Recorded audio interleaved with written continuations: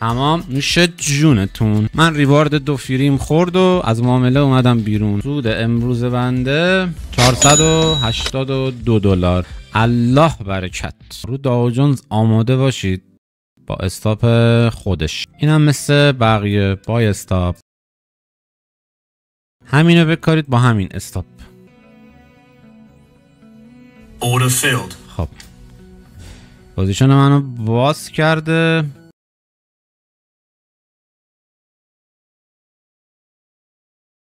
همین الان باید توی ریوارد یکتون ریسک فری انجام بدید.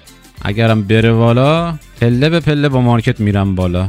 یه ریوارد 2 ولی میتونیم ازش داشته باشیم اگه اذیت نکنه. نزدیکای ریوارد 2 مونه. یه کوچولو دیگه پوش بده ریوارد 2 رو من میخوام باز فری کنم. خب بچه ریوارد 2 تون رسید. رد کت فری کنید. من رو ریوارد 2 فریم.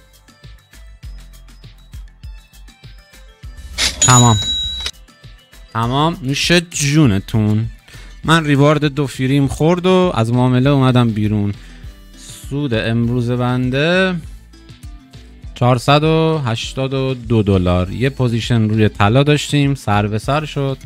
یه پوزیشن هم روی داو جونز داشتیم که $481 سود این معامله من شد.